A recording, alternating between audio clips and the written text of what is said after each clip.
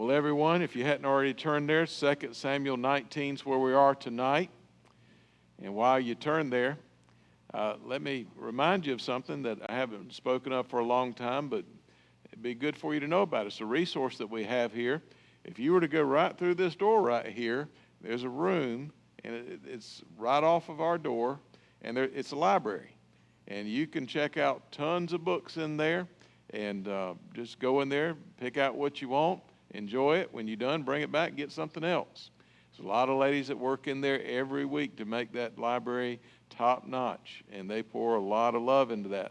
But you need to take advantage of that resource and utilize it, because you might be missing out. Something else I want you to know about, a chance for ministry. This Saturday at 8 o'clock, we're going to have a church-wide work day. We don't do this but about twice, maybe 3 times a year. But with Easter coming up, we're going to try to get a few things taken care of to get the grounds looking right, tie up a few loose ends. You show up at 8 o'clock, there'll be coffee and donuts and instructions on something to do. And Mr. Bobby will put you to work. I'm sure he's got a long list for all of us.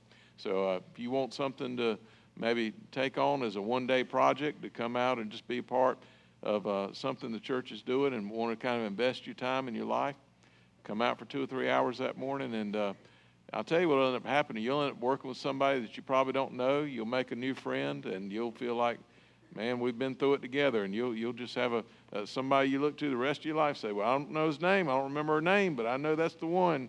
We painted that door together. So anyway, it'll be a good day if you come. All right, 2 Samuel chapter 19. This past Sunday, Will Smith, the famous actor, multimillionaire, he won an Oscar for the first time in his career. He's been around forever and ever and ever. He's got friends all throughout Hollywood, and this week they gave him an Oscar for it's the greatest probably accomplishment that an actor can have. And yet, for that great accomplishment, nobody the next day was really talking about that. Everybody was talking about how he made a fool out of himself when he ran up on a stage, or walked up, I guess I should say, and slapped a host because of a joke. Embarrassed himself and really ruined a good thing. You know, it's very possible to have victories and yet to ruin them, to mess it all up, to have a good thing that God allows to come your way and just kind of crush it by your own choices and actions and things like that. That's really what you see happening in 2 Samuel 19. King David has just been given a great victory by God. He has been given something that it had to have come from God. He had a son that was trying to overthrow him. He was king, and his son tried to take his throne and murder him and steal everything that he had. David was outnumbered, outgunned, and yet he had the victory. And when God gives a victory, we're called to be stewards of all that God gives us.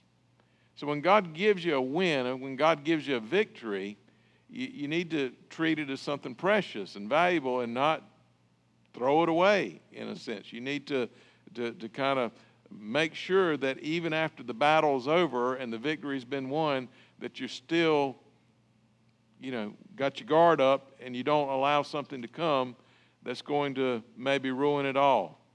It happens all the time in people's lives. They'll get a high-paying job, good benefits, and do something stupid and get themselves fired. Or a girl will finally get engaged and planning the wedding, and all of a sudden starts turning into a drama queen and ruins the whole thing, and there's a breakup and never ends up getting married. Or, God gives you good health and beauty, and by your lifestyle choices, you throw it all away. There's lots of things that can happen where people are given so-called wins and victories in life, and that's what they are. I mean, when God gives you something good and it comes your way and you finally reach something that you strove for, like a child that goes to college to get a great education, but then after that, bad choices, maybe arrests, partying, things like that, can't get a job. Or even one that gets into college. That's a great win just to get in college and maybe have your way paid through college, but gets in and doesn't study. and just slacks off and ends up getting kicked out or just doesn't make it. There's lots of ways that you can have so-called wins in life, and even after you get the win, because you're not diligent to steward it well, everything that's been gained ends up being lost. David's in danger of that. You and I can be in danger of that. So we need to learn to either not make the mistakes David made or make the right choices David made after he gets this win when he and his army beat Absalom and his army, and he is once again heading back to the throne. What I'm going to do is I'm going to give you 5 thoughts through the text tonight. We're not going to finish the chapter, and I'm going to break it down in bite-sized chunks. So I'm going to start by reading the first 7 verses, and I want to talk to you about the first thing that David did, which was he became very inconsiderate. And that's a good way to throw away your win or your victory. Here's what the Bible says. Then it was told Joab, "Behold, the king is weeping and mourns for Absalom." The victory that day was turned to mourning for all the people, for the people heard it and said that day, "The king is grieved for his son." So the people went by stealth into the city that day, as people who are humiliated steal away when they flee in battle. The king covered his face and cried out with a loud voice, "O my son Absalom, O Absalom, my son, my son." Then Joab came into the house and to the king and said, "Today you have covered with shame the faces of all your servants, who today have saved your life and the lives of your sons and daughters, the lives of your wives and the lives of your concubines, by loving those who hate you and hating those who love you. For you have shown today that princes and servants are nothing to you. For I know this day that if Absalom were alive and all of us were dead today, then you would be pleased. Now therefore arise and go out, speak kindly to your servants, for I swear by the Lord, if you don't go out, surely not a man will pass the night with you, and this will be worse for you than all the evil that has come upon you from your youth until now." Sounds like Joab, David's general and relative, thinks that David's done something that could really ruin his life. He just got a big victory, and yet on the other side of the victory, what he's doing is about to ruin the whole thing. He said, "Well, how does that work out, preacher? What's going on here?" Well, remember, David's son died. He was the one that tried to overthrow David, but he got slaughtered in the battle. And of course, your son dies. That's a bad thing. I mean, it's going to make you sad. But you got to think about what's going on here, in the sense that David has had some people rally around him and give of themselves and their time and their energy and even put their lives on the line. Why? Because they love David. They believe in David. And they know what happened to David wasn't right. And they're going to do everything they can in their power to try to help David get his throne back and lead him back to Jerusalem. These people went out and risked everything for David. And now, once they come back from the victory, they've done everything that needs to be done to have David win. And the one thing that absolutely had to be done is Absalom had to be taken out. Because as long as he's around, David's not going to be able to get back. And maybe it didn't have to go the way it did, but it did. And so David now, instead of celebrating and rejoicing with the people that showed him love and loyalty and sacrificed for him and poured out their life's blood for him, instead of making them feel good, he's making them feel awful. I mean, if you love someone and you do for them, and the way that they react to what you've done sends a message to you, I care nothing about you or what you've done, that's a bad thing. That's what's happened here with David. By him carrying on and acting this way, he has taken those that are loyal to him and made them feel unappreciated. He's not acknowledged what they've done. They don't feel validated. They don't feel that their love for him has been reciprocated. What David has done is made a mistake that we shouldn't do. He's let his feelings and his emotions, how should I say this? He's let his feelings and his emotions weigh him down more than his responsibilities. He's not taken the responsibility he should as the king and the leader and the person everyone was trying to serve. Instead, he just acted like anybody, and he couldn't do that. You know, the Bible teaches us to do unto others as we would have done unto us. And the Bible says we're supposed to love our neighbor as ourselves. If you were one that went out and fought for someone like this and did something great for someone, how would you want to be treated? You would think that of all the people that should be shown love and appreciation and gratitude, it should be the people that have actually been by your side through the thick and the thin and the hard times and the hard places, the people that you've been devoted to for the longest. You know, that would be someone that would be one that you would expect would show you kindness and goodness and make you feel good about the things that you've done. I mean, can you imagine if someone went and bought a very expensive, extravagant gift? I don't know, maybe a brand new car, maybe it's a Toyota, gives it to maybe a teenager, and the teenager turns his or her nose up at it and says, I really wanted a Jeep. I can't believe they bought me this. Or can you imagine a parent or a set of parents that love on their child, you know, from their youth up? And, you know, no parent's perfect, but you're going to do the best you can, and you try to do all that you can for that child. But then once that child gets older and either gets a boyfriend or a girlfriend or some friends at school, and they start to turn your child away from you, so that every time you speak to your child, they give you one, you know, those, and they roll their eyes and act like what you're saying is foolish instead of wisdom. They don't listen to you anymore. You know, it doesn't feel good to be treated like that, does it?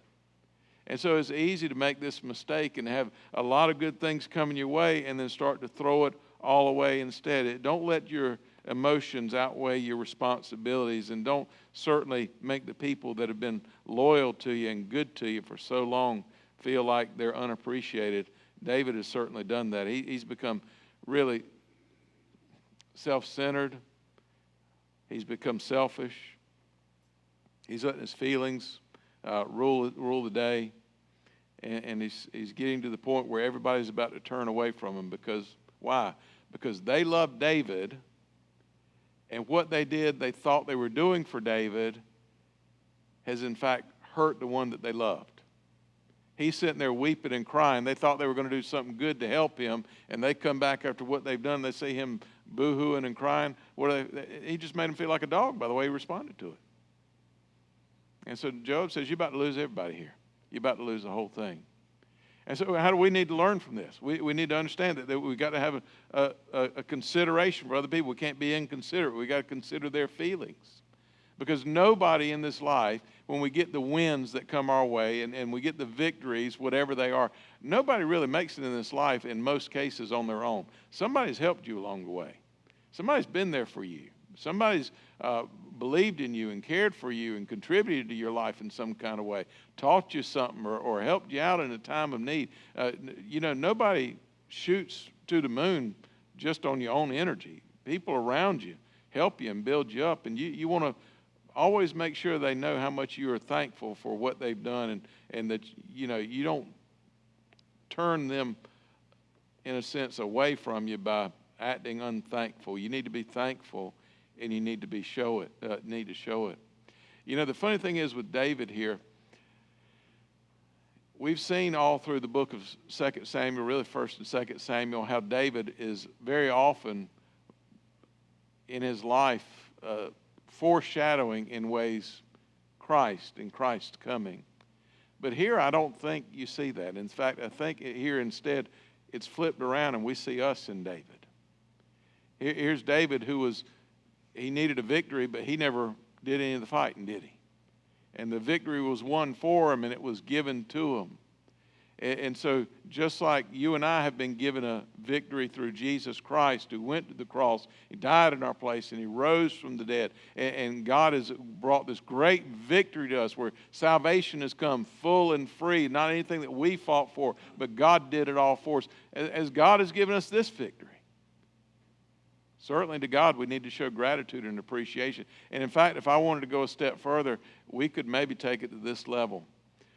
What if we were in the situation like David was, and we had the salvation come our way, but somebody close to us never got saved? Because I think part of what broke David's heart was, I think he knew his son was lost. And when his son died, it was over, and he had no hope now. I think that's part of what broke his heart. That combined with the fact that a lot of what was going on was a result of what David did in his life with Bathsheba. In fact, all of it was. It brought about that from all of that came about from what David did with Bathsheba. That's where it all started. And so David, on the one hand, he could be appreciative for what has been given to him, or he could appreciate it. But, you know, even if you had somebody really close to you, somebody that you loved that never became a Christian and died and went out into a Christless eternity, you should still, in the sense, be thankful for the salvation God gave you. You know, here's what Jesus said in Matthew chapter 10. Don't think that I came to bring peace on the earth. I didn't come to bring peace, but a sword. For I came to set a man against his father, and a daughter against her mother, and a daughter-in-law against her mother-in-law. And a man's enemies will be the member of his own household. You got to understand, not everybody in your family is going to be saved. Not everybody you love is going to make it. Maybe there will be. There's probably families like that. But it's not the way it is in most families. If you've got that as special, that's good. That's wonderful. I've got people that are close to me, people I love. They're not going to heaven unless something changes. I hope they get saved. But, you know, I need to be appreciative to God for the salvation he's given me, that he worked and fought for through Jesus to provide for me. Even if they don't make it, I'm glad for what God's done for me. Never stop thanking him.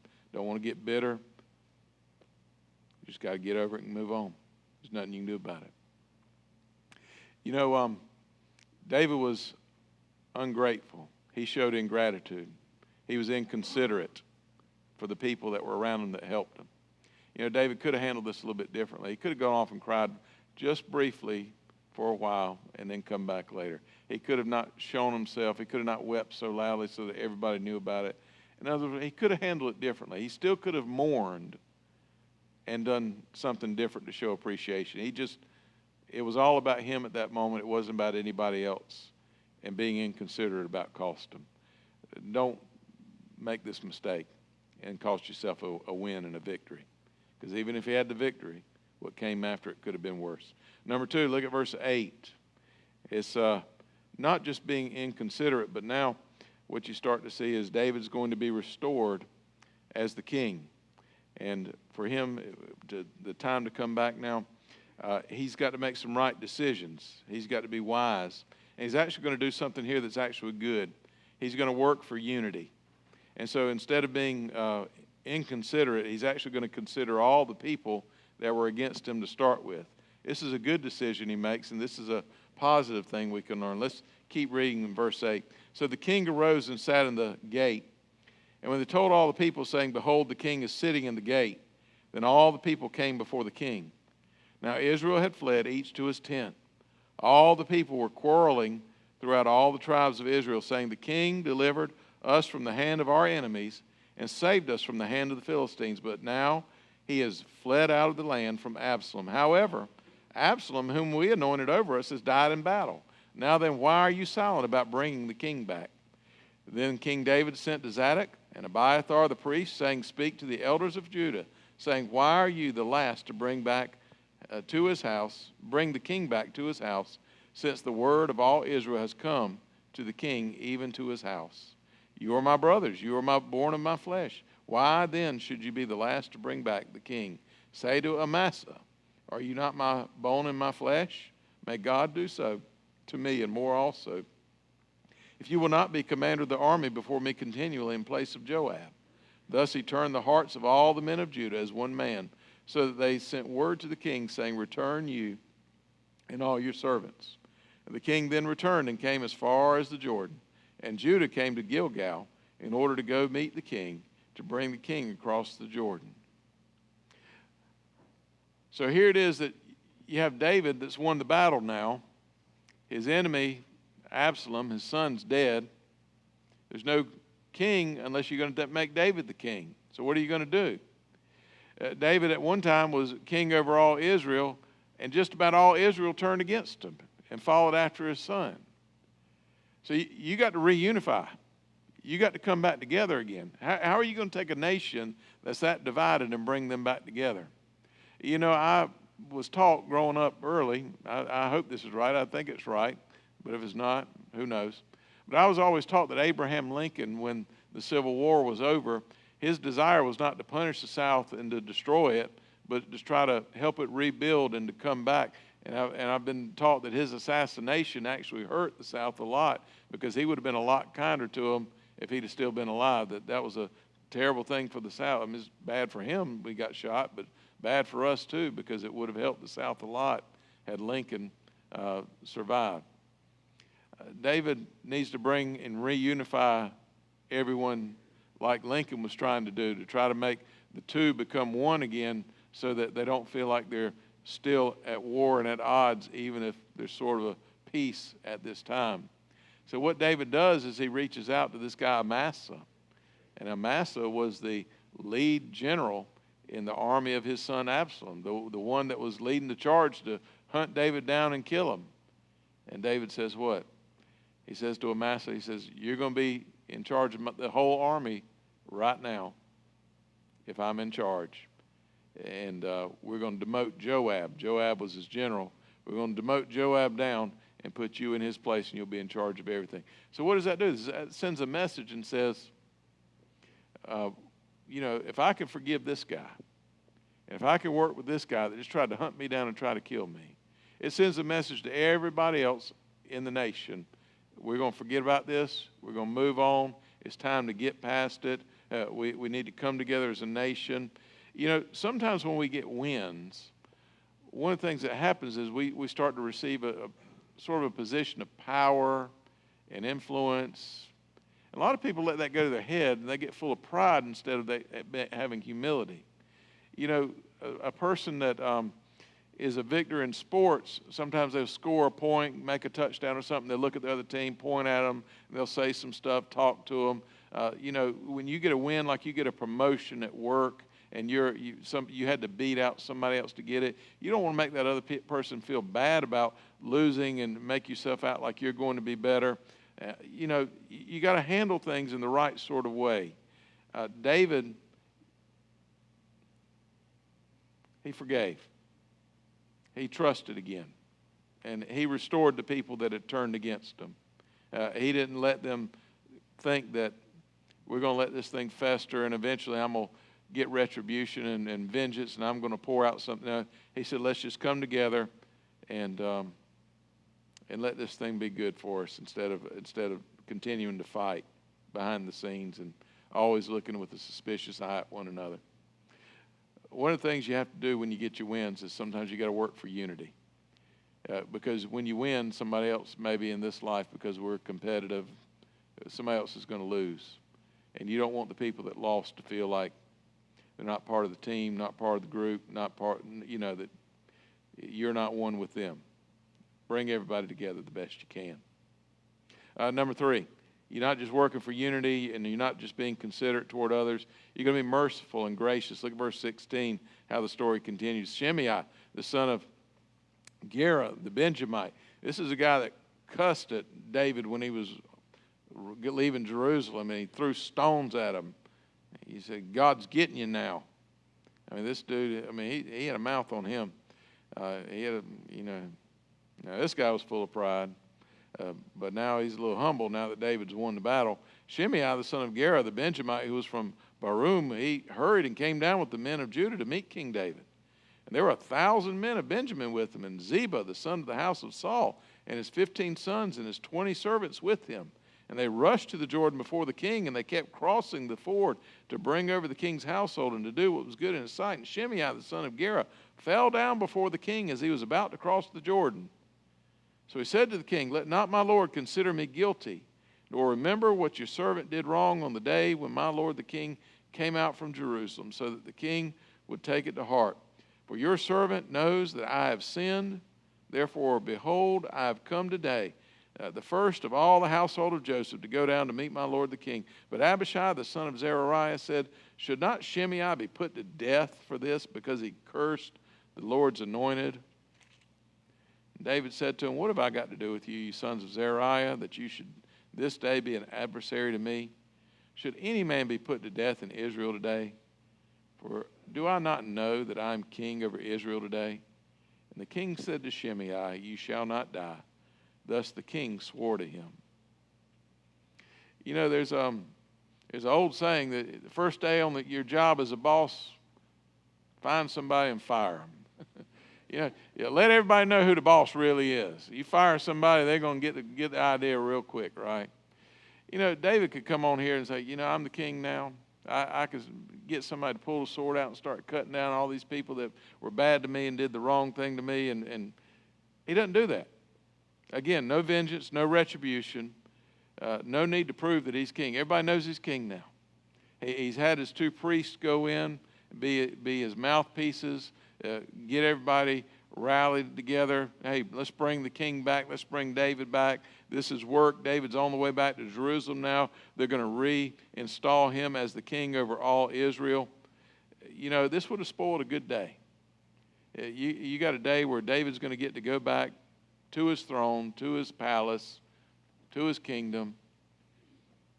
And he's not looking to spill blood on this day. It's kind of the idea that you need to almost have a good political mind about you, but he's thoughtful in what he's doing here, because this guy, most kings would have cut you down and killed you. So it would have ruined everything. It would have set a bad tone, a bad example, sent a bad message to everybody else. If David's going to cut this guy down, who else is he going to cut down? But David instead does what? He shows grace and he shows mercy. Sometimes when you get wins, the people that were against you before you got the win, the people that didn't believe in you, you know what I'm talking about, right? You start a business and they're the ones that have never started a business, but they say to you, that'll never work. Don't build that. Don't do that. Don't go off to school. Why you want to do that? Nobody will ever hire you in that. It'll never happen. You'll never make it. There's people that are against you along the way. And sometimes when you make it on the other side of it, they want to come back into your life, or they want to be in your life as your friend, or they want to act like, it wasn't so bad what it did, or just let it go. Show grace, show mercy, forgive. Number 4, be just. Look at verse 24. This is actually something that, let me just read through it first, and I'll make a comment on it. Here's what it says. Then Mephibosheth, the son of Saul, came down to meet the king. And he had neither cared for his feet, nor trimmed his mustache, nor washed his clothes from the day that the king departed until the day he came home in peace. It was when he came from Jerusalem to meet the king, that the king said to him, why did you not go with me, Mephibosheth?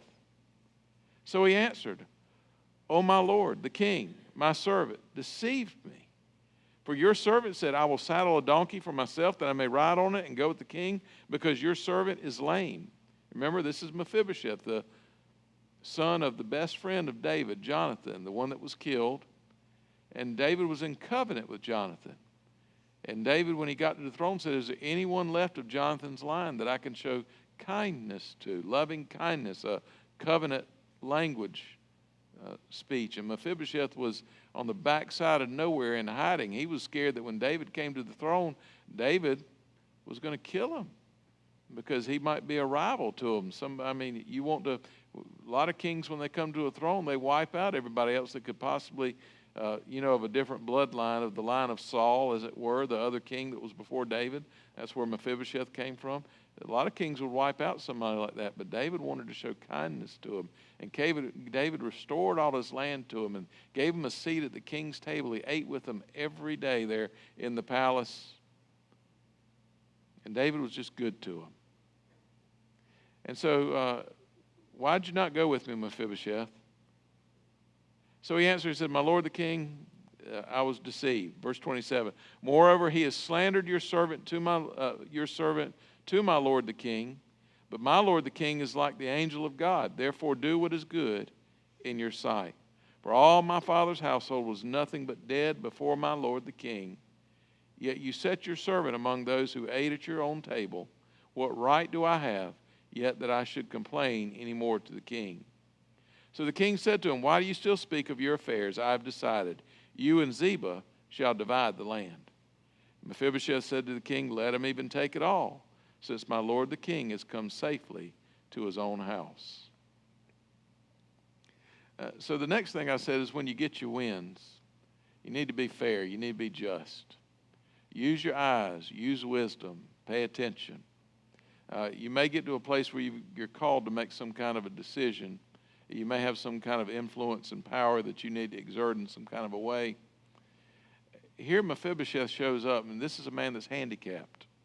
He's got to have somebody help him to be able to take care of himself. When David's leaving, Mephibosheth's testimony is, "I was going to come. I got tricked. I got deceived. I had the guy that you put with me to help me that said he was going to help me, and he left me behind. This is this guy Ziba."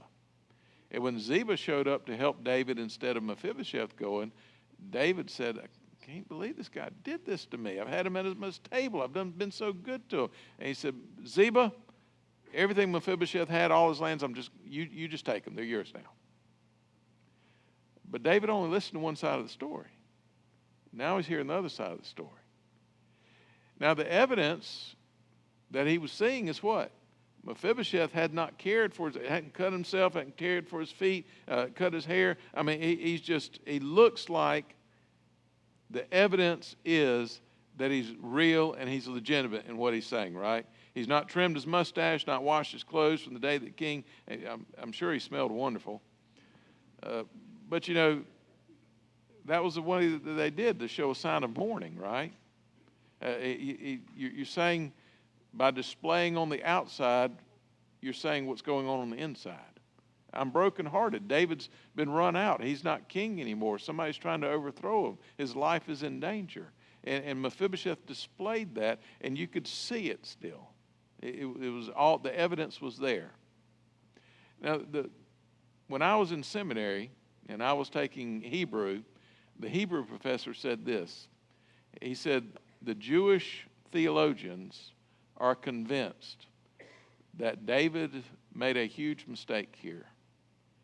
Later on, what you're going to see when David's son Solomon is no longer king and Solomon's son comes after, the kingdom is then divided.